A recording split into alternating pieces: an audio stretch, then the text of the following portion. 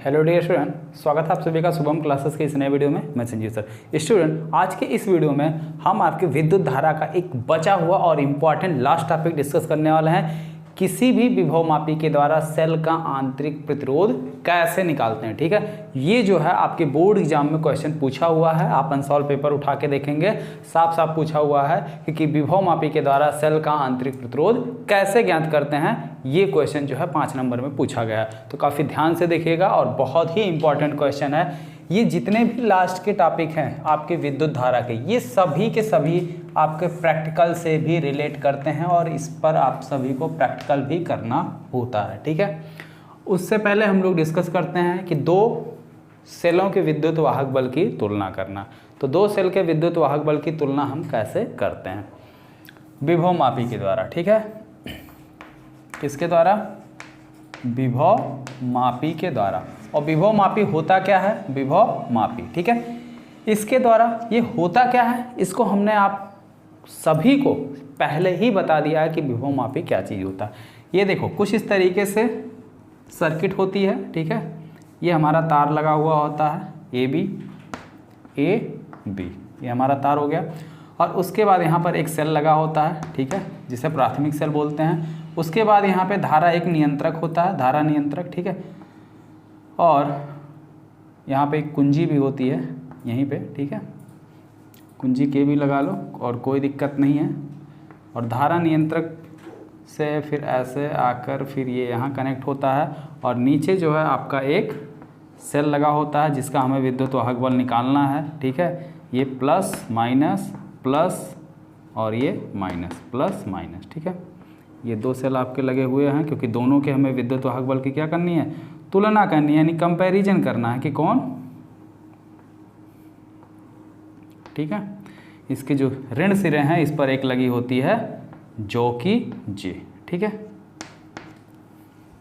और ये आपका क्या है? धारा मापी है, धारा मापी। ठीक है, तो इस तरीके से आपका परिपथ होता है। ये आपका प्राथमिक बैटरी लगी होती है बी, और ये आपकी प्राथमिक सेल है जिसका विद्युत वाहक बल E1 है। ये आपका प्राथमिक द्वितीय सेल है जिसका विद्युत वाहक बल E2 है। ठीक है, बात समझ में आ गई। और ये क्या है? आपका धारा नियंत्रक, धारा नियंत्रक। ठीक है, और ये क्या है? आपकी कुंजी के। अब सिद्धांत आप सभी को पता है। होता क्या है कि जब हम पहले इसको ओपन रखो, जो कि जे को अभी कहीं पर भी आपको टच कराने की ज़रूरत नहीं। सबसे पहले हम क्या करते हैं? सबसे पहला काम हमारा होता है कि कुंजी के को, ठीक है, कुंजी के को ऑन करके तार, ये जो हमारा चालक तार ये भी है, ये एक समान व्यास का। ठीक है, तो इसके बारे में आप सभी लोग फिगर के बारे में एक्सप्लेन कर लेना और वही एक्सप्लेनेशन रहेगा जो आपने विभवमापी में किया था या जो मैंने विभवमापी में लिखा था। ठीक है, वही सेम टू सेम पूरा एक्सप्लेनेशन इसमें भी रहेगा। ठीक है, और इसके बाद ये आपकी वर्किंग है, यानी कि कार्यविधि है, और सिद्धांत भी वही है जो विभवमापी का सिद्धांत है। बात समझ में आ गई? चलिए अब उसके आगे लिखते हैं। ऑन करके तार ए बी के सिरों के बीच विभवांतर उत्पन्न करते हैं। क्या उत्पन्न करते हैं? विभवांतर उत्पन्न करते हैं। ठीक है, तार ए बी के सिरों के बीच जब आपका क्या हो गया? विभवांतर उत्पन्न हो गया। उसके बाद यहाँ पे दो कुंजी लगा लेते हैं, एक कुंजी K1, ठीक है, और दूसरी कुंजी लगा देते हैं यहाँ पे K2। ठीक है, उसके बाद कुंजी K1 को ऑन करके, ठीक है, और दूसरी कुंजी K2 को ऑफ करके हम जोकी को तार। दोस्तों, अगर आप यूपी बोर्ड के स्टूडेंट हो और आपको 2022 के बोर्ड एग्जाम में पेपर देना है तो आप सभी के लिए गुड न्यूज़ है। अनअकैडमी यूपी बोर्ड स्टूडेंट के लिए लेकर आए स्कॉलरशिप टेस्ट। ये टेस्ट 25 जुलाई को दोपहर 12:30 बजे क्लास 9 से 12 तक के स्टूडेंट का होगा। और इस टेस्ट में जो भी टॉप रैंक पर आएगा उसे अनअकैडमी का सब्सक्रिप्शन 6 महीने के लिए बिल्कुल फ्री में मिलेगा, और सेकंड, थर्ड, फोर्थ रैंक वालों को 3 महीने का सब्सक्रिप्शन बिल्कुल फ्री में मिलेगा। इसमें क्लास 10 का मैथ और साइंस में जो चैप्टर्स चैप्टर्स आपने पढ़े हैं उनका टेस्ट लिया जाएगा और 12th वालों का पीसीएमबी में जो चैप्टर्स आपने पढ़े हैं उसका टेस्ट लिया जाएगा। जितने भी स्टूडेंट देख रहे हैं, डिस्क्रिप्शन मैंने आपको लिंक प्रोवाइड किया है, उस लिंक पर क्लिक करना है और वहां पर आपसे इनवाइट कोड में शुभम UP10 जैसे ही डालोगे आप इस टेस्ट में इनरोल कर सकते हो। ये टेस्ट दोपहर को संडे को 25 जुलाई 12:30 बजे होगा और जो भी टॉप रैंक पर आएगा उसे शुभम क्लासेस की तरफ से भी प्राइज मिलेगा। तो जितने भी स्टूडेंट देख रहे हैं, डिस्क्रिप्शन में टेस्ट का लिंक है, अभी जाकर इनरोल कर लो। ये भी पे क्या करते हैं, इधर उधर टच कराते हैं और शून्य विक्षेप की स्थिति ज्ञात करते हैं। ठीक है, उसके बाद हम लिखेंगे कि कुंजी K1 को ऑन व K2 को ऑफ करके जे, ठीक है, जो कि जे की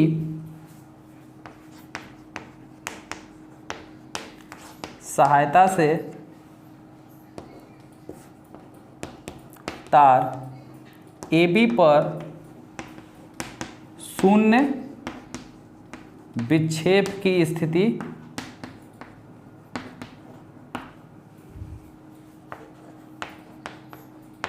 ज्ञात करते हैं। ठीक है,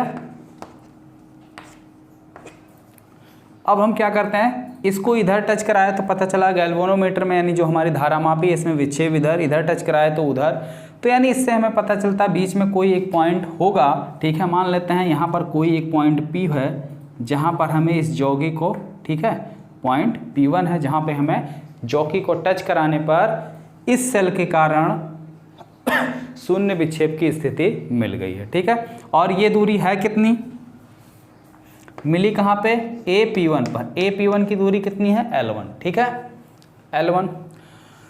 माना चालक तार AB का विभव प्रवणता कितना है, चालक तार AB की, बताओ बच्चों, कमेंट बॉक्स में बोलो, बता चुके हैं विभव मापी में। AB की विभव प्रवणता कितनी है, K मान लेते हैं, कितनी मान लेते हैं, कैपिटल K। ठीक है, तो चालक तार AP का विभवांतर कितना हो जाएगा, तो VAP1 = KL1, और यही विभवांतर पहले सेल यानी कि E1 जिसकी कुंजी K1 को हमने ऑन किया था, यही इसका विभवांतर, ये = हो जाएगा E1, समीकरण नंबर 1। ठीक है, अब क्या करोगे, सेम यही चीज़, कुंजी K2 को ऑन करोगे, K1 को ऑफ। तो ये जो ब्रैकेट में मैंने चीज़ें लिखी है इसको आप लिखोगे, K1 की जगह K2 और K2 की जगह K1 लिख दोगे। ठीक है, बाकी सारी चीज़ें वही है, बाकी सारी चीज़ें वही है। शून्य विक्षेप की स्थिति यहाँ पे आप P1 ज्ञात किए थे, K2 के लिए जब निकालोगे तो P1 की जगह पे क्या लिख दोगे, P2। तो मान लेते हैं P2, यहाँ कहीं हमें शून्य विक्षेप की स्थिति मिल रही है, P2। ठीक है, तो AP2 कितना हो जाएगा, मान लेते हैं लंबाई कितनी, L2 मान लेते हैं। A से P2 की लंबाई मैंने माना कितना, L2, तो कितना हो गया, और यही VAP2 कितना हो गया आपका, KL2, ये हो गया आपके सेल E2, समीकरण नंबर 2। अब क्या करो, समीकरण 1 को समीकरण 2 से भाग कर दो, समीकरण 1 को 2 से भाग करने पर, तो भाग कर दो, तो E1 बटे E2 बराबर, E1 का मान कितना, KL1, E2 का KL2, K से K कैंसिल हो गया, मिला क्या, E1 बटे E2 बराबर L1 बटे L2। ठीक है, ये आपका मान निकल के आ गया। ठीक है, तो ये दो सेलों के विद्युत वाहक बल की क्या हो गई, तुलना आ गई। ठीक है, तो इसी फार्मूले से हम दो सेल के विद्युत वाहक बल की तुलना कर सकते हैं। बात समझ में आ गई। इसमें से देखो, अगर शून्य विक्षेप की स्थितियां दोनों सेल के कारण दे दी और दोनों सेल में से किसी एक सेल का विद्युत वाहक बल दे दिया, तो हम दूसरे सेल का विद्युत वाहक बल आसानी से निकाल सकते हैं। या मान लो L1 नहीं दिया, बाकी सारी चीज़ें दे रखी हैं, तो L1 हम निकाल सकते हैं। ठीक है, कोई भी चीज़ इससे आप आसानी से निकाल सकते हैं। बात यहाँ तक समझ में आ गई। चलिए अब इसके बाद इसमें एक और लास्ट टॉपिक आपका बचा हुआ है, आंतरिक प्रतिरोध। ठीक है, आंतरिक प्रतिरोध कैसे ज्ञात करते हैं इसको भी देख लिया जाए। ठीक है, ये आपका लास्ट टॉपिक है और इसी आंतरिक प्रतिरोध के साथ साथ ये चैप्टर आपका हो जाएगा कंप्लीट। और उसके बाद कमेंट बॉक्स में जितने भी बच्चे वीडियो को देख रहे हैं, किसी को अगर कोई भी डाउट होगा तो पूछ लेना। ठीक है, बता देना अपने डाउट्स, क्लियर कर दिया जाएगा। चलिए तो इसको हम मिटाएं। नोट हो गया हो, नहीं नोट कर पाया तो स्क्रीनशॉट ले लो। ठीक है, चलो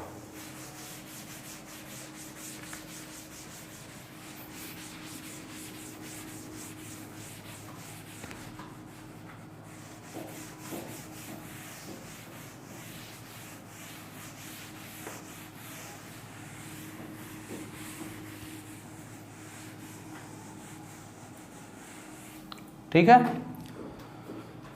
बात यहाँ तक समझ में आ गई। चलो अब ध्यान से देखो, हमें करना क्या है, सेल का आंतरिक प्रतिरोध निकालना। क्या निकालना है, सेल का आंतरिक प्रतिरोध। ठीक है, तो सेल का आंतरिक प्रतिरोध निकालना है और ये निकलेगा कैसे, ध्यान से देखो। अब हम क्या करते हैं, जो हमारी प्राथमिक परिपथ है उसी प्राथमिक परिपथ में एक सेल लगाते हैं जिसका हमें आंतरिक प्रतिरोध निकालना है।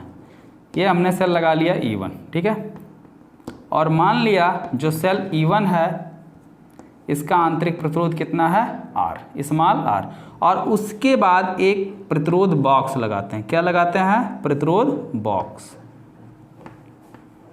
ठीक है, ये क्या है, प्रतिरोध बॉक्स। ठीक है, ये आपका क्या हो गया, प्रतिरोध बॉक्स। अब यहां भी आप क्या करिए, एक कुंजी लगाइए। ठीक है, और यहां पर भी एक आप कुंजी लगाइए।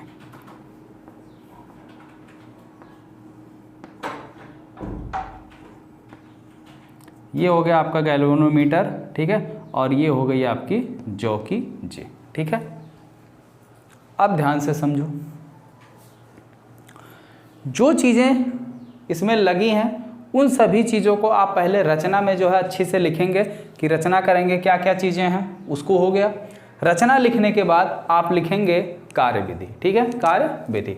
तो देखिए कार्य कैसे कर रहा है, यहाँ से हम डायरेक्ट स्टार्ट कर रहे हैं। बाकी फिगर देख के जो है आप लोग लिख लीजिएगा कि इसकी रचना क्या है, क्या क्या चीज़ें इसमें लगी हैं और किसको मैंने कैसे जोड़ा है। अगर नहीं लिख पा रहे हो तो ध्यान से देखो, मैं बता देता हूँ।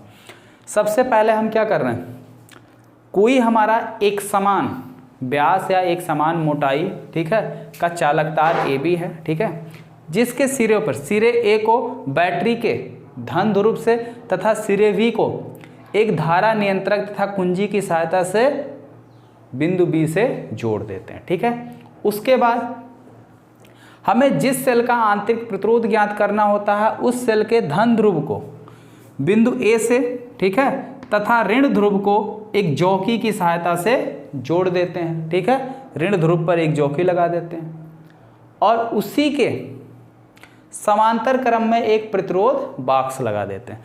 सेल के समांतर में एक प्रतिरोध बॉक्स लगा देते हैं। ठीक है, ये हो गई हमारी संरचना। अब कार्यविधि देखो, कार्यविधि में क्या है कि सबसे पहले हम कुंजी K को ऑन करेंगे। किसको ऑन करेंगे, K को।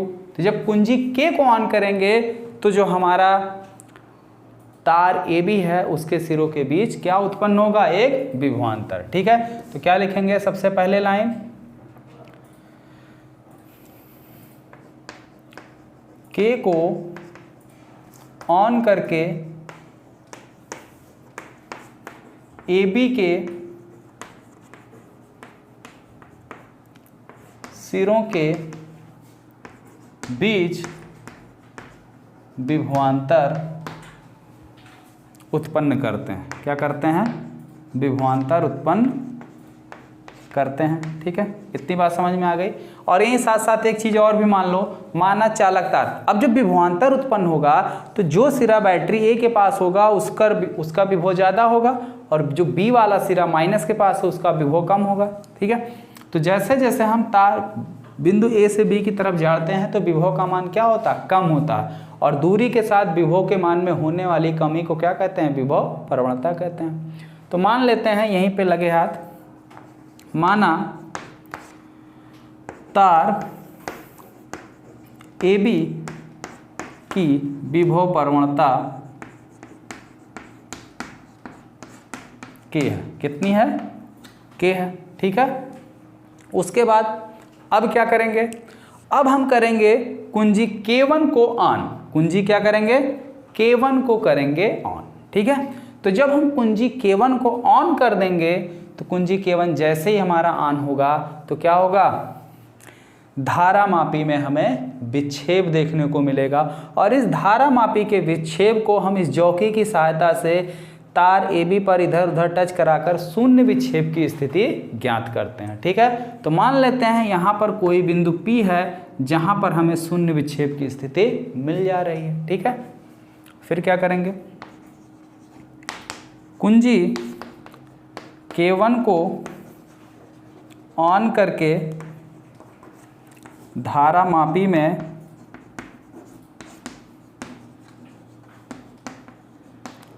शून्य विक्षेप की स्थिति ज्ञात करते हैं। ठीक है, तो शून्य विक्षेप की स्थिति ज्ञात करते हैं। माना बिंदु P पर शून्य विक्षेप की स्थिति प्राप्त होती है। ठीक है, जिसकी लंबाई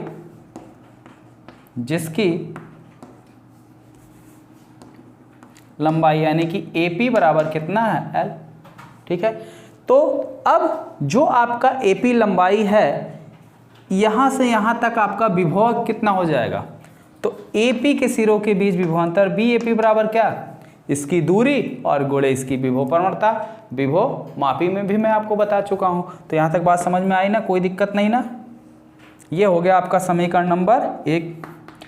और यही BAP सेल E1 का क्या होगा, विद्युत वाहक बल होगा। ठीक है, BAP इक्वल टू हो जाएगा E1 और E1 बराबर के L। ये हो गया आपका समीकरण नंबर 2। ठीक है, अब ध्यान से देखो क्या करते हैं।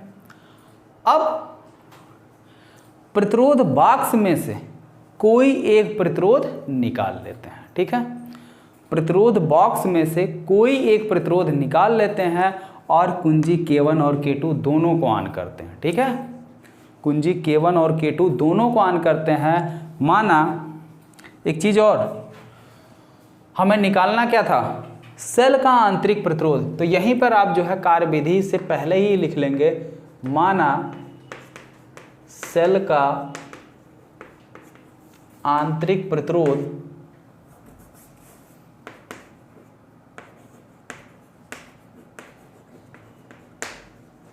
Small r। ठीक है, अब हम क्या कर रहे हैं, प्रतिरोध बॉक्स में से कोई एक प्रतिरोध निकाल ले रहे हैं। तो मान लो इसमें से हमने प्रतिरोध निकाला कितना, R। अब प्रतिरोध बॉक्स से R प्रतिरोध निकाल लेते हैं तथा दोनों कुंजी को ऑन कर देते हैं। ठीक है, तो जब दोनों कुंजी को ऑन कर देते हैं, ठीक है, तो ऐसी कंडीशन में हम फिर क्या करते हैं, शून्य विक्षेप की स्थिति ज्ञात करते हैं। मान लेते हैं शून्य विक्षेप की स्थिति जो अब हमको मिल रही है वो किसी और बिंदु पर मिल जा रही है। यहाँ पर मान लेते हैं P डैश पर मिल जा रही है। किस पे मिल जा रही है, P डैश पे मिल जा रही है। ठीक है, तो जब P डैश पर मिल जा रही है तो ऐसी कंडीशन में जो प्रतिरोध के सिरों के बीच विभवांतर होगा, तो मान लेते हैं जब प्रतिरोध बॉक्स से R प्रतिरोध निकाला जाता है तब R के सिरों के बीच आर के सिरों के बीच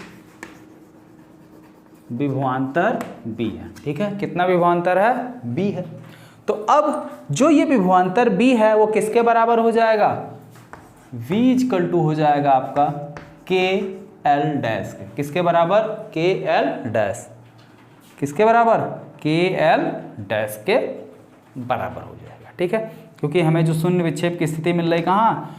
पी डैश पे मिल रही है। तो जब पी डैश पे मिल रही है तो हम मान लेते हैं ए पी डैश बराबर कितनी है? दूरी एल डैश। तो इसके सिरों के बीच विभवांतर कितना हो जाएगा? बी ए पी डैश बराबर के, और ये किसके बराबर है? प्रतिरोध के सिरों के बीच विभवांतर। तो विभवांतर v इक्वल टू कितना हो जाएगा? के एल डैश। ये हो गया समीकरण नंबर 3।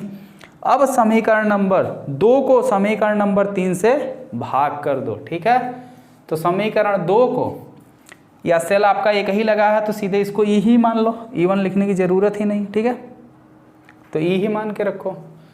भाग करोगे तो ई बटे बी बराबर क्या आ जाएगा आपका? के एल बटे के एल डैश। तो के से के कैंसिल हो गया तो ई बटे वी इक्वल टू क्या आ गया?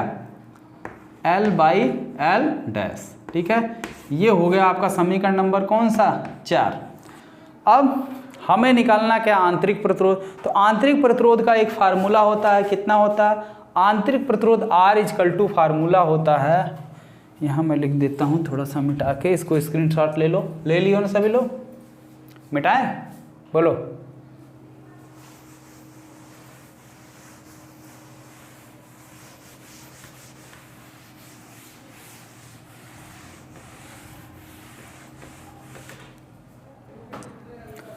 आंतरिक प्रतिरोध स्मॉल r इक्वल टू होता है कैपिटल R।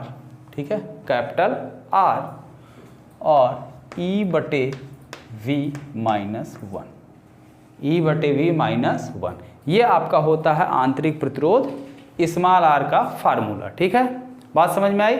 अब देखो E बटे V का मान मैंने निकाल दिया, कितना है? R E अपान V। E अपान V की जगह हम क्या लिख सकते हैं? L by L dash minus 1। ठीक है, यही आपके आंतरिक प्रतिरोध का फार्मूला है। और एक चीज़, बुक में आपको इस तरीके से भी लिखा हुआ मिल सकता है। ठीक है, तो यहाँ L1 का मतलब है L से और L2 का मतलब है L डैश से। ठीक है, कोई दिक्कत नहीं होगी ना, कोई कन्फ्यूजन नहीं होगी ना किसी को? इस तरीके से आपको बुक में मिल सकता है। ठीक है, बुक में इस तरीके से कब मिलेगा? जब पहली स्थिति को हम L1 मानेंगे तब। लेकिन L1 की जगह मैंने यहाँ पे, जब आप P1 P2 मानेंगे तो आपको दूरी L1 L2 मिलेगी। मैंने P डैश माना है तो मुझे दूरी L और L डैश मिली है। बात समझ में आई? ठीक है, तो इसी टॉपिक के साथ ये चैप्टर आपका खत्म हो गया। और जितने भी बच्चे वीडियो को लाइव देख रहे हैं सभी लोग वीडियो को लाइक कर दीजिए और कमेंट बॉक्स में ज़रूर कमेंट करके बताना कि ये चैप्टर नंबर 3 जो आपका विद्युत धारा वाला चैप्टर था आप सभी को अच्छे से समझ में आ गया है या कहीं पर किसी को कोई डाउट है। अगर कोई डाउट हो तो ज़रूर बताना, नहीं डाउट है तो बहुत अच्छी बात है।